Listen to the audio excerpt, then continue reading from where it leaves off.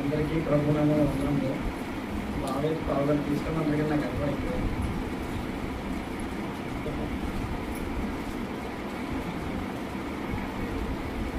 ఇక్కడ యేసుక్రీస్తు ప్రభు గారు ఆ కలుపు శిలుపై మూలమ చెప్తూ వస్తున్నారు కదా. దాని వాక్యం ఏంటంటే అందరం ఒకసారి యోహాను సువార్త 19వ అధ్యాయం 26, 27 వచనం చదువుకున్నాం.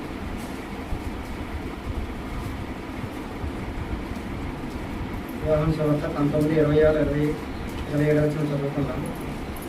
యేసు తన తల్లిని తాను ప్రేమించిన శిష్యుడిని దగ్గర నిలిచిండడం చూసి, అమ్మ ఇదిగో నీ కుమారుడు అని తన తల్లితో చెప్పాను. తరువాత శిష్యుడు చూచి, ఇదిగో నీ తల్లి అని చెప్పాను. ఆ గడియ నుండి ఆ శిష్యుడు ఆమెను తన ఇంట చేర్చుకున్నాను. మనం చిన్న ప్రార్థన చేసుకుంటాం. ప్రేమ జీవన పర్లోకం తండ్రి, నేను మరి దేవా, జన్మ మరి దేవా, నువ్వు వాటిని చెప్పడానికి దేవా, దేవా కానీ దేవా నేను మా దేవా మాకు చెప్పండి. ఎట్టి మాత్రం ఇంకేం కాదు దేవా. నేను మా దేవా నేను మాకు చెప్పట్లు అవుతాను మా దేవా. ఏమైనా దోషం లేదా మా దేవా, ఏదైనా కట్టడం లేదా దయచేసి మీరు క్షమించండి. అంతేకాకుండా నా ముందు పూర్గా ఉంది, మరి మీరే ముందుగా నడిపించండి దేవా. కలిసి ప్రతి మాత్రం మీరే ప్రభుత్వం నడిపించుకుంటూ చిన్నతర నిలుస్తున్నాను తండ్రి. అంటే ఇక్కడ యేసుప్రభు గారు అక్కడ శిలువ దగ్గర జరిగిన సందర్భం ఏంటంటే, తన తల్లి అని మరియకు చెప్తూ వస్తున్నారు అనమాట.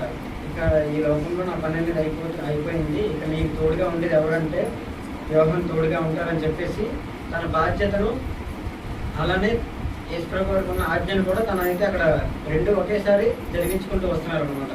అంటే అక్కడ విషయం ఏంటంటే, మనకి నిర్గమకాండంలో ఒక మాట అనేది ఉంటూ వస్తుంది కదా, 20వ అధ్యాయం 12వ వచనంలో, నీ దేవుడైన యెహోవా నీకు అనుగ్రహించే దేశంలో నీ దీర్ఘాయుష్మంతుడు అయినట్లు నీ తల్లిని నీ తండ్రిని సన్మానించమని ఉందన్నమాట. యేసుప్రభు వారు అక్కడ లోకానుసారమైన తల్లి మరియని తను వదిలి వెళ్ళిపోయినప్పుడు కంప్లీట్గా వదిలి వెళ్ళిపోకుండా తన బాధ్యత అనేది తన తర్వాత స్థానంలో యోహానుకి అనేది అప్పగించుకుంటూ వస్తున్నారు అనమాట. అంటే అక్కడ కలువరి శిలువపై యేసుక్రీస్తు వారు చాలా అంటే ఒక పక్క బాధపడుతూ ఉన్నప్పటికీ తన బాధ్యత అనేది ఎప్పుడు కూడా మర్చిపోలేదు. ఎట్లా అంటే మనం ఏంటంటే అక్కడ ఇంకొచ్చేసరికల్లా మన తల్లిదండ్రులకి ఏం చూడడం, మన బాధ ఒకటే మనం చూసుకుంటాం. అలాంటి సిచ్యువేషన్ వచ్చినా లేదా ఎలాంటి పరిస్థితి వచ్చినా సరే ముందు మన స్వార్థం మాత్రమే మనం చూసుకుంటాం. ఆ తర్వాత వాళ్ళ చూసుకుంటారులే అనే ధీమా ఉంటుంది అనమాట. నేను కూడా చాలా దినాలు అట్లానే ఉండేవాడిని. కాకపోతే విషయం ఏంటంటే నిన్న ప్రభు మాటలు బట్టి ఏంటంటే, మనకు కూడా ఏదైనా చేసే పనిలో కానీ లేదా మనం నిర్ణయం తీసుకున్నాం అంటే దాని పట్ల బాధ్యత లేదా దేవుడిచ్చే ఆజ్ఞను రోజా తప్పకుండా అనుసరించాలని చెప్పేసి దీని ద్వారా తెలుసుకుంటూ వస్తాము. అంతేకాకుండా అక్కడ ఎంతోమంది శిష్యులు ఉన్నప్పటికీ యేసుక్రీస్తు ప్రభు వారు యోహానుకి మాత్రమే బాధ్యత అనేది అప్పగించుకుంటూ వస్తున్నారు. అట్లయితే మన జీవితంలో మనం ఎన్నోసార్లు ఉన్నప్పటికీ ఒక టైం వచ్చేసరికి దేవుడు బాధ్యతని మనకు అప్పగించుకుంటూ వచ్చినప్పుడు దానికి మనం దూరంగా వెళ్ళిపోకుండా ఆ ఇచ్చిన ఆజ్ఞను తోచ తప్పకుండా దాన్ని మనం నెరవేరుస్తూ, అంతేకాకుండా మన బాధ్యతల పట్ల భారం కలిగి ఉండి ఆ బాధ్యత అనేది ఆరంభం నుంచి ముగింపు వరకు కూడా మనం ఎంతో జాగ్రత్తగా ఉండి దేవుని భయంకరంగా ఉండేదే ఉంటుంది కదా ఉండాలన్నమాట. అంటే ఇప్పుడు దానివల్ల మనకి జనరల్గా వచ్చే ఆశీర్వాదం ఏంటంటే,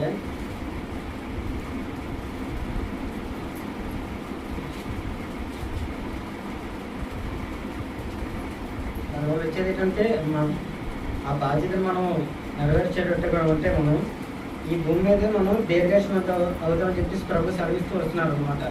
సో నేను చెప్పేది ఏంటంటే, ముందుగా మనకి అక్కడ యేసుప్రభు అక్కడ రెండు విషయాలను చెప్తూ వస్తున్నారు అనమాట.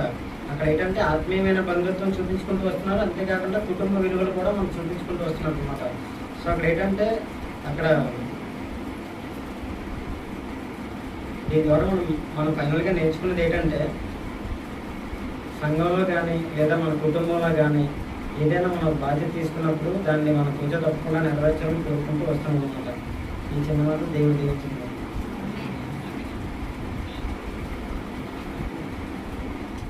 బాధ్యతలు మనం ఎటువంటి పరిస్థితుల్లో ఉన్నా తల్లిదండ్రుల యొక్క బాధ్యత బిడ్డలది.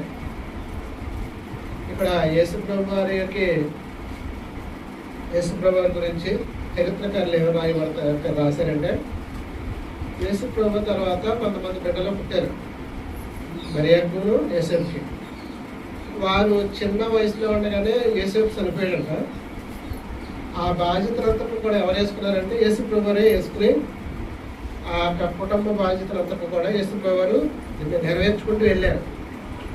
అప్పటి వరకు ఒక ఇంటికి పెద్దగా ఉంటూ ఇంటిలో ఉన్న ప్రతి ఒక్క అవసరతలు తీరుస్తూ వచ్చిన వ్యక్తి కళ్ళెదురంగా చనిపోతున్నప్పుడు ఏ తల్లికైనా ఎలా ఉంటుందంటే చాలా బాధ, వేదన ఉంటుంది. అటువంటి పరిస్థితుల్లో తల్లికి ఏం చేశాడంటే ఆదరణ కలిగించడానికి యోహాన్ని తనకి కుమారుడిగా అప్పగించినట్టుగా దేవుని యొక్క వాక్యంలో అక్కడ మనము చూస్తున్నాం. మీరు అనుకోవచ్చు, యేసుక్రీస్తు తర్వాత కొంతమంది పుట్టారు, వారికి ఎవరికి అప్పగించలేదు ఆ బాధ్యత. ఎవరికి అప్పగించాడు? యోహానికి మాత్రమే అప్పగించాడు. యోహానికి మాత్రమే అప్పగించడానికి గల కారణం ఏంటంటే ఈ యొక్క యేసుక్రీస్తు యొక్క సహోదరులు ఉన్నారు కదా, వారు ఎవరు కూడా దేవుడిని అంగీకరించలేదు, వారు అప్పటికి రక్షింపబడలేదు. అందుకని వారికి అప్పగించలేదు. అందుకని చూడండి, ఒక మాట చదివిస్తాను. యోహాను సువార్త 7వ అధ్యాయం. యోహాను సువార్త 7వ అధ్యాయంలో ఒక మాట ఉంటుంది. ఆయన సహోదరులు చూడండి, 7వ అధ్యాయం 5వ వచనం చదివితే, ఆయన సహోదరులైన ఆయన యందు విశ్వాసం ఉంచలేదు. అంటే ఒక యేసుక్రీస్తు యొక్క సహోదరులుగా పిలువబడుతున్న వారు ఎవరు కూడా ఏం చేయలేదు? దేవుని యందు విశ్వాసం ఉంచలేదు. అందుకనే తన తర్వాత తమ్ముళ్ళకి వారు అప్పగించాల బాధ్యత.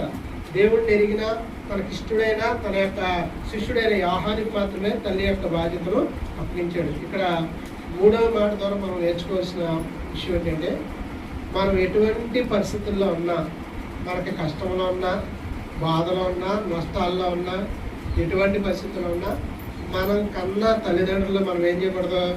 నిర్లక్ష్యము చేయకూడదు. ఇది దేవుని యొక్క వాక్యం. అందుకనే సామెతల గ్రంథము 23వ అధ్యాయము 22వ వచనం చదవండి. సామెతల గ్రంథము 23వ అధ్యాయము 22వ వచనం. నిన్ను కనిన నీ తండ్రి ఉపదేశము అంగీకరించము. నీ తల్లి ఉదయమందు ఆమెను నిర్లక్ష్యము చేయకూడదు. తల్లిని ఎప్పుడు కూడా మనం ఏం చేయకూడదు? నిర్లక్ష్యం చేయకూడదు. కొన్నిసార్లు మన తల్లిదండ్రులు మనకి ఇష్టపడతారో, కొంతమందికి ఇష్టం ఉండదు. నీకు ఇష్టమున్నా లేకపోయినా సరే ఏం చేయాలి? తల్లిదండ్రులను ఏం చేయాలి? నిర్లక్ష్యం చేయకూడదు. వారిని మనం ఏం చేయాలి? సన్మానించాలి. ఎందుకంటే వారు మనకు జన్మనిచ్చిన వారు కాబట్టి వారిని, అంటే ఈ 3వ మాట ద్వారా మనం నేర్చుకోవాల్సిన పాఠం ఏంటంటే, మాకు ఆ యేసుప్రభు వారు ఎటువంటి పరిస్థితుల్లో ఉన్నాడైనా మరణానికి సిద్ధముగా ఉన్నాడు. అటువంటి పరిస్థితుల్లో కూడా తన బాధ్యతను ఆయన ఏం చేయలేదు? మర్చిపోకుండా తన బాధ్యతను వేరే వారికి అప్పగించారు. దేవుని బిడ్డలైన వారు కూడా మనకి ఏదన్నా బాధ్యత అప్పగించారనుకోండి, నేను ఉండను కదా, నేను లేను కదా అని చెప్పి వదిలేయకూడదు. ఆ బాధ్యతను వేరే వాళ్ళకి అప్పగించాలి. మాకు దావీదు దేవునికి ఇష్టడుగా ఉండడానికి గల కారణం ఏంటో తెలుసా? దావీదు ఏం చేశాడు తెలుసా? తన యొక్క తల్లిదండ్రులను వేరే వాళ్ళకి అప్పగించాడు. దావీదు ఒక రాజ్యాన్ని విడిచి పారిపోతున్నప్పుడు ఏం చేశాడు తెలుసా? తన తల్లిదండ్రులను ఎవరికి అప్పగించాడు? వేరే వాళ్ళకి అప్పగించాడు. యేసేపు కూడా ఏం చేశాడు? తన తల్లిదండ్రులను చూశాడు. అంటే తల్లిదండ్రుల యొక్క బాధ్యతను ఎవరైతే నెరవేరుస్తూ ఉంటారో, తల్లిదండ్రులు బాగా ప్రేమిస్తుంటారో, వారు దేవుని యొక్క దీవెనలు ఖచ్చితంగా పొందుకుంటారు. అందుకనే మన తల్లి మన మాట ఇవ్వకపోవచ్చు, లేదా మన తండ్రి మన మాట ఇవ్వకపోవచ్చు, ఇంటారేం కదని చెప్పి వాళ్ళని మనం విడిచిపెట్టకూడదు. దేవుని యొక్క వాక్యం చెప్తుంటే తల్లిదండ్రులను మనం ఏం చేయాలి తెలుసా? సన్మానించాలి. సన్మానించకపోతారంటే వారు మరణ శిక్షకు పాత్రులు అంట. ఒక్క మాట చదువుకోండి. అక్కడ మత్తయి సువార్త 15వ అధ్యాయం. మత్తయి సువార్త 15వ అధ్యాయంలో ఒక మాట ఉంటుంది. ఆ మాట చదివించి నేను ముగించేస్తాను. చూడండి, అక్కడ 15వ అధ్యాయము 4వ వచనం చదవండి.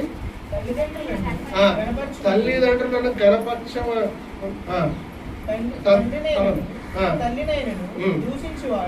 తప్పక మరణ శిక్ష పొందవలని దేవుడు సెలవిచ్చాను. ఏమంటాడండి?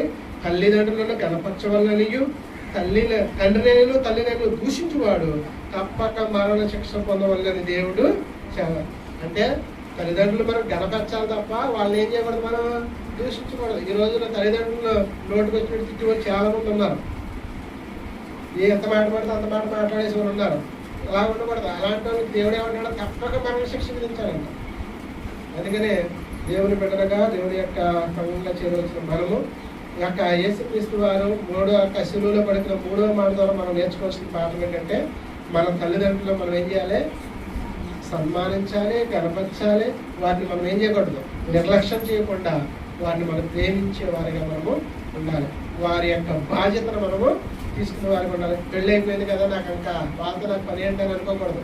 పెళ్ళైనా పెళ్ళి అవ్వకపోతే సరే తల్లిదండ్రుల యొక్క బాధ్యత ఎవరిదే? విడాలి కనుక అది చేయాలి. అందుకని యేసుక్రీస్తు వారు మరణాపాక స్థితిలో ఉన్నప్పటికీ తల్లి యొక్క బాధ్యతను నెరవేర్చాడు. అంటే అర్థం ఏంటి? అందుకని దేవుడు అంటాడు, యేసుప్రభు వారు ఏమంటారు, నేను మీకు ఇలాగ ఎందుకు చేశానంటే మీరు నా యొక్క మాదిరిలో నడవాలని. అందుకనే అపొస్తలుడైన పేతురు కూడా ఏమంటాడంటే, క్రీస్తు తన యొక్క అడుగు జాడల్లో మనం నడుచుకోవాలని చెప్పి ఆయన ఏం చేశాడంట? మనకు మాదిరి ఉంచిపోయాడు. అంటే ఆయన ఎలా క్షమించాడో మనం అలా క్షమించాలి. ఆయన ఎలాగైతే ఏ స్థితిలో ఉన్నవాడిని అయినా సరే ఆయన స్వీకరించి తన రాజ్యంలోకి చేర్చుకున్నాడో మనము కూడా అటువంటి స్థితిలోకి వెళ్ళాలని, అలాగే తల్లిని ఆయన ఎలాగైతే తన బాధ్యతను తీసుకున్నాడో మనము కూడా అటువంటి బాధ్యతను తీసుకుని నడుచుకోవాలని చెప్పి దేవుడు మనకి ఇవన్నీ కూడా మాదిరి ఉంచాడు. కనుక ఆ విషయాలు తెలుసుకోవాల్సిందిగా దేవుని పేట మనం చేస్తాం. అలాగే 2వ 3వ మాట అందించిన వంశీకి కూడా దేవుని పేట వందనాలు. అలాగే